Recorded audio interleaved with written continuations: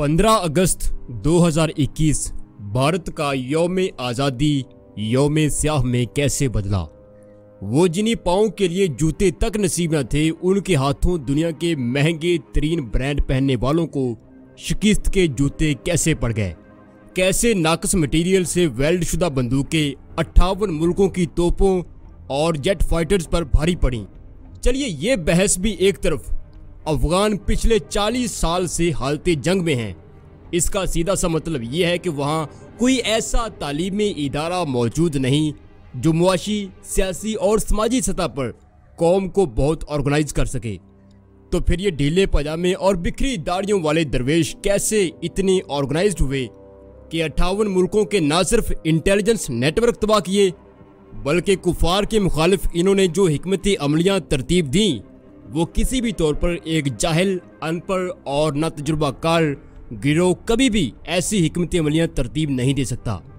जबकि नाजरीन, इन बोरिया नशीनों को हम बतौर जंगजू, बतौर फातेह और बतौर डिप्लोमेटिक्स देखें तो ये दुनिया की हर कौम से आला इस वक्त दुनिया में साबित हो रहे हैं, अपने रवैये से, अपने अखलाक से, अपने एतबार से। एक और अहम बात कि जंगे बदर, जंगे यरमूक, सिलीबी जंगों के आखिरी 4 मार्के और तारिक बिन ज़ियाद के बाद अफगान मुजाहिदीन वो मुसलमान हैं जिन्होंने दुश्मन के हर अंदाजे को गलत साबित किया और अक्लो प्लानिंग में हमेशा दुश्मन से 2 कदम आगे रहे। ऐसा भला कैसे मुमकिन है। नाज़रीन, भारतीय फौज के जनरल्स और कर्नल्स इस वक्त अपनी प्राइवेट डिस्कशन में तो ये कह रहे हैं कि हमें शिकस्त तालिबान ने नहीं बल्कि पाकिस्तान की ISI ने दी है। और जनरल हमीद गुल की बातें तो आप सबको याद होंगी। नाज़रीन, ISI ने अफगानिस्तान में 58 मुल्कों को कैसे शिकस्त दी, तालिबान को कैसे कंट्रोल किया, आज हम इस पर मुख्तसर बात करेंगे। मैं हूँ इमरान अदीब और आप देख रहे हैं मेरा favourite YouTube channel expose world. आप हमारे चैनल को सब्सक्राइब कर लें अगर आपको इन्फॉर्मेटिव वीडियोस देखने का शौक है, अच्छी लगती हैं तो आप हमारे चैनल को सब्सक्राइब कर सकते हैं। नाज़रीन, सबसे पहले तो आप ये चीज़ जान लें कि मैं जो भी कहूँगा उसके सच या झूठ होने का मैं जिम्मेदार नहीं हूँ। इस वक्त भारतीय चैनल्स और अखबारात में उनके आर्मी के लोग जिन ख्यालात और तजुर्बात का इजहार कर रहे हैं, मैं उन्हीं से एक खाका आपको देता हूँ कि अफगानिस्तान में ISI ने कैसे काम किया होगा। मेरे पास कोई सीक्रेट या अलग सी इंफॉर्मेशन नहीं है। अब सबसे पहले तो आप एक भारतीय कर्नल और दफाई तजियाकार धनवीर सिंह की ये ज़रा एक ऑडियो मज़े से सुनिए, जो कि 14 अगस्त 2021 की शाम उन्होंने अपने चैनल पर रिलीज़ की थी। उन्होंने बहुत ही शानदार लॉजिस्टिक, ऑपरेशनल और इंटेलिजेंस प्लान बनाया। इस ऑपरेशनल प्लान के तहत उन्होंने सारे प्रोविंशियल कैपिटल्स की घेराबंदी करी और उसके बाद धीरे धीरे करके एक एक करके एक प्लान के तहत उन्होंने पूरे अफगानिस्तान पर कब्जा कर लिया। 90% अफगानिस्तान अब तालिबान के कब्जे में है, यानी कि पाकिस्तान के कब्जे में है, पाकिस्तान की सेना के कब्जे में है। इंटेलिजेंस ऑपरेशंस, कॉम्बैट ऑपरेशंस और लॉजिस्टिक ऑपरेशंस, ये सब एक साथ एक दूसरे में मैच्ड हैं। ISI की दाद देनी चाहिए। ISI ने बहुत ही शानदार काम किया। उन्होंने जितने भी ये प्रोविंसेस के जो गवर्नर्स थे, जितने भी वहां पे वॉरलॉर्ड्स थे, उनके साथ में सांठगांठ बिठाई, उनको अपने साइड में लिया और यहां तक भी सुनने में आ रहा है कि अफगानिस्तान फौज के जर्नैल तक उन्होंने तोड़ लिए और उनको भी अपने साथ मिला लिया। तो सिचुएशन ओवरऑल बहुत बहुत गंभीर है। पाकिस्तान फौज को मुबारकबाद देनी चाहिए कि उन्होंने अपने यौम आज़ादी के दिन एक इतना बड़ा तोहफा पाकिस्तान की आवाम को दे दिया। और भारत की स्थिति इस समय बहुत ही गंभीर है। एक उस तरीके से है जैसे कि गली में एक लड़का 2 गुटों की लड़ाई में खाम पिट जाता है और रोते रोते अपने घर आ जाता है। तो बिल्कुल 2 बड़े शक्तियों के बीच में, इलाकाई शक्तियों के बीच में झगड़ा चल रहा है। दैट इज तालिबान, मैं उसको बड़ी शक्ति मानूंगा, और पाकिस्तान एक तरफ और दूसरी तरफ अमेरिका, अफगानिस्तान की सरकार और सेना, और इनके बीच में लड़ाई चल रही है। और भारत ऐसे ही खाम चांटे चूटे खाकर रोते हुए, गाल मलते हुए वापस आ गया है या आने की तैयारी में है। सुनने में आया है कि नाज़रीन, आप सुन सकते हैं कि किस तरह इन्होंने अफगान जंग में भारत की असल हैसियत गिनवाई और साथ पाक फौज को सलाम पेश किया। हालांकि पाक फौज तो अफगानिस्तान में गई ही नहीं, हम तो यहाँ बाढ़ के किले ठोक रहे थे। हमें बेगानी बारात में अब्दुल्ला दीवाना बनने की क्या जरूरत थी। लेकिन नहीं जनाब, दुनिया यहाँ कुछ और कह रही है। खुसूसन भारतीय मिलिट्री के लोग मीडिया पर आकर जो बोल रहे हैं वो बड़ा दिलचस्प और सुनने से ताल्लुक रखता है। देखिए, भारतीय मिलिट्री डिस्कशन के मुताबिक अफगानिस्तान को 58 मुल्कों का कब्रिस्तान बनाने के पीछे ISI की एक खुफिया ब्रिगेड एक्स का हाथ है, जिसे उर्फियाम में घोस्ट ब्रिगेड भी कहते हैं। इनके बकौल ब्रिगेड ने 2 शाखों में बढ़कर काम किया और अफगानिस्तान में उतरे हर गैर मुल्की को जलीलो रिस्वा कर दिया।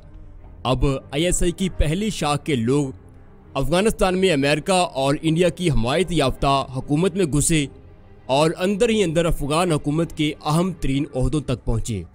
इनकी बनाई हुई जियो स्ट्रेटजी बहुत आला और अफगान तालिबान के खिलाफ हमेशा बहुत मौसर साबित होती थी।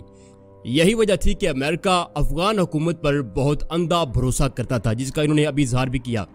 अब नाजरीन, आपको याद होगा कि पाकिस्तान में दहशतगर्दी के खिलाफ जंग में मुकामी एजेंसियों ने दर्जनों भारतीय नेटवर्क पकड़े। भारत के लिए तशवीश का पहलू ये था कि पाकिस्तान में काम करने वाले उनके एजेंट्स की इंफॉर्मेशन आखिर कहां से लीक हो रही है।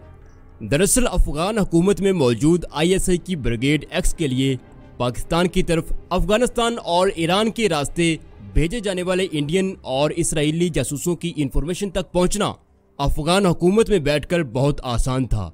यही वजह थी कि अफवाज पाकिस्तान ने महज 2-2.5 साल के अंदर पाकिस्तान से रॉ के एजेंट्स का मुकम्मल सफाया कर दिया और दहशतगर्दी के बड़े बड़े मंसूबों को पाकिस्तान में नाकाम बनाया।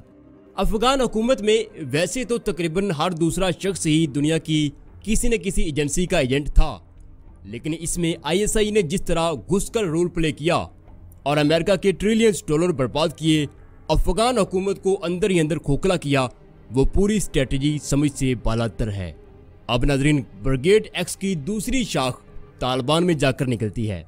इस वक्त पूरी दुनिया ये जानना चाहती है कि ये ढीली शलवारों वाले नंगे पांव के लोग एक तहजीब याफ्ता कौम से भी कहीं ज्यादा मुनज़्ज़म, मुस्तहकम और मुस्तकिल मिजाज कैसे निकले।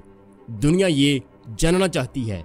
नाज़रीन, भारतीय फौज के तजियाकारों के नज़दीक ISI ने अफगानिस्तान और पाकिस्तान में कई ऐसे मदारस कायम किए जहां पर दी जाने वाली तालीम का मेयार कैम्ब्रिज यूनिवर्सिटी से किसी भी तौर पर कम नहीं था। इन्होंने अफगान तालिबान की सेल्फ इंटेलिजेंस को इस कदर ताकतवर बना दिया कि वो दुनिया की किसी भी कौम से बड़े ऑर्गेनाइज्ड होकर लड़ सकते थे।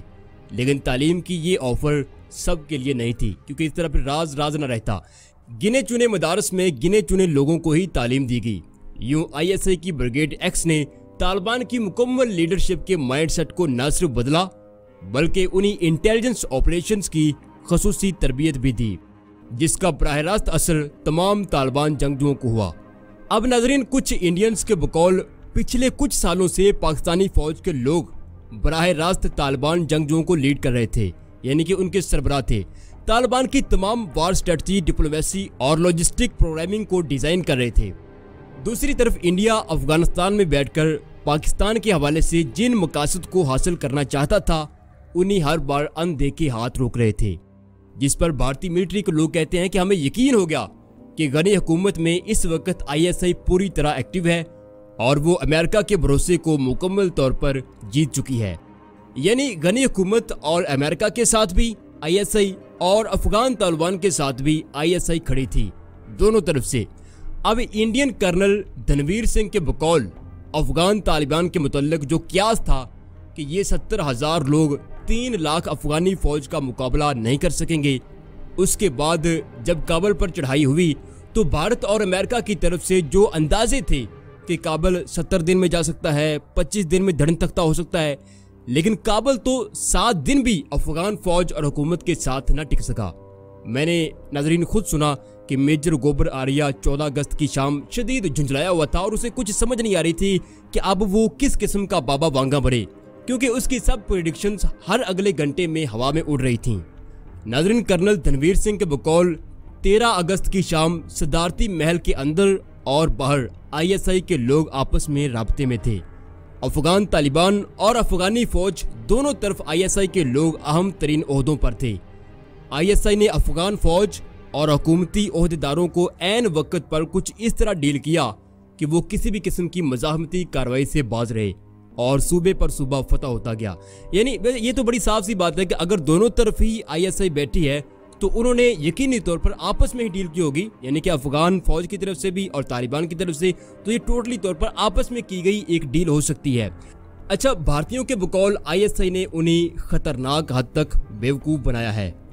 उन्होंने अफगान सदारती महल और अमेरिका के व्हाइट हाउस में कुछ इस तरह का अफसानवी ताल्लुक को जाहिर किया या कायम किया कि भारत को लगा अब अगर अफगानिस्तान में अरबों डॉलर्स की इन्वेस्टमेंट कर दी जाए तो शायद कोई हर्ज नहीं, क्योंकि अमेरिका यहाँ मुस्तकिल क़याम का इरादा कर चुका है और ये भारत के लिए एक बड़ा गोल्डन चांस है कि अगर अमेरिका यहाँ पर रहता तो वो वहाँ से पाकिस्तान के खिलाफ एक प्रॉक्सी महाज हमेशा के लिए जारी रख सकते थे। लेकिन फरवरी 2021 से रंग बदलने लगे, मौसम बदलने लगा और भारत को समझ आने लगी कि वो किसके ट्रैप में किस बुरी तरह से फंसे हैं।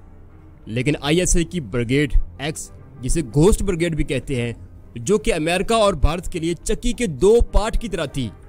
अगरचे भारत ने 2021 फरवरी के बाद संभलने की पूरी कोशिश की, लेकिन तब तक ISI की ब्रिगेड X के दोनों पार्ट अमेरिका और भारत को बुरी तरह पीस चुके थे और अब भारतीय खुल्लम खुल्ला कहते फिर रहे कि अफगानिस्तान में दरअसल पाकिस्तान की हुकूमत आई है। मुझे नहीं मालूम कि इनकी इस सारी डिस्कशन में कितना सच है या कितना इल्ज़ाम है, लेकिन ये ज़रूर है कि भारत अपनी इस इबरतनाक शिकस्त का बदला ज़रूर लेगा। बस ज़रा आप अजय को थोड़ा सा फ्री होने दें, फिर देखना अफगान तालिबान और ISI का क्या बनता। नूरा फतेह और अजय मिलकर कैसे अफगान तालिबान का मिल्क शेक बनाते फिल्म में। अपना बहुत सारा ख्याल रखेगा। अगर आपको हमारी ये वीडियो पसंद आई है तो आप हमारे चैनल को सब्सक्राइब जरूर कर सकते हैं।